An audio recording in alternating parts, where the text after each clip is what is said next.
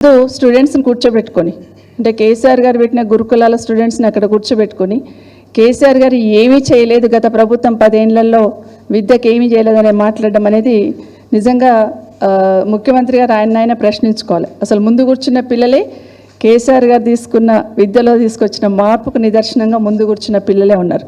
వాళ్ళకి ల్యాప్టాప్ ఇవ్వాలని కూడా అప్పుడు తీసుకున్న నిర్ణయమే. ఆ రోజు 1200 గురుకులాల ఏర్పాటు కానీ 1340 జూనియర్ కాలేజీలు, ఒక 85 డిగ్రీ కాలేజీలు, 5 లా కాలేజీలు, అందులో ఎస్సీ ఎస్టీ వాళ్ళకే గురుకులాల్లో లా కాలేజ్ పెట్టున్నాం. పీజీ కాలేజీలో ఒక 5 పెట్టడం జరిగింది. ఇంజనీరింగ్ కాలేజీలు తీసుకోవడం జరిగింది.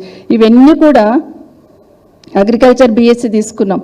దేశంలో ఎక్కడ లేని విధంగా గురుకులాలు అంటే రెసిడెన్షియల్ పెడుతూ ఇలాంటివి పెట్టడం అనేది ఫస్ట్ టైం పెట్టడం మన తెలంగాణలో. ఇది చెప్పుకుంటూ పోతే చాలా ఉన్నాయి. ఫ్యాషన్ టెక్నాలజీ పెట్టినాం, కోడింగ్ స్కూల్ పెట్టినాం, మ్యూజిక్ స్కూల్ పెట్టున్నాం.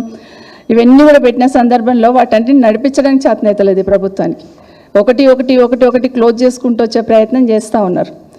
నేను మాట్లాడుతూ integrated young India integrated schools పెడుతున్నాను, నేను పెడుతుంటే ఒక పార్టీ వ్యతిరేకిస్తుంది అని మాట్లాడుతున్నారు. మేము వ్యతిరేకించట్లేదు.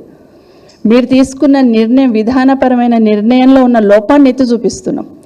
మీరు integrated young India integrated schools ఏదైతే తీసుకొస్తామన్నారో సంతోషం, కానీ ఆ స్కూల్స్ అన్నీ కంప్లీట్ చేయడానికి మీ ప్రణాళిక ఏంటనేది చెప్పాలి.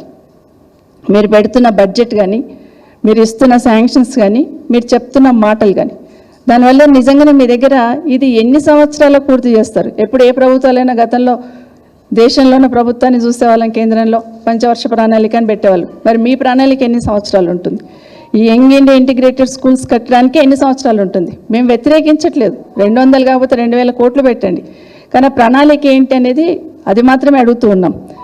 ఏం చెప్పారు మొదట్లో?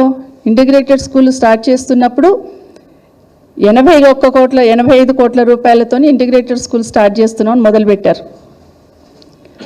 దాని తర్వాత గౌరవ ఉప ముఖ్యమంత్రి గారు ఎక్కడో ఒక దగ్గర దాదాపుగా 100 కోట్లు, 80 నుండి 100 కోట్ల వరకు ఒక ఇంటిగ్రేటెడ్ స్కూల్ పెడతాం మేమని చెప్పడం జరిగింది.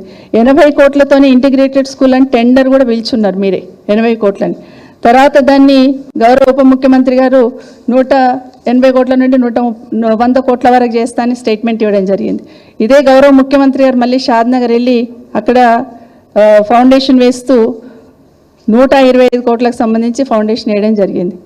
కానీ నిన్న చూస్తూ ఉంటే 200 కోట్లకి ఒక ఇంటిగ్రేటెడ్ స్కూల్ అనేది అనౌన్స్ చేయడం జరిగింది. అంటే మీ విధానం ఏదిందో అది స్పష్టం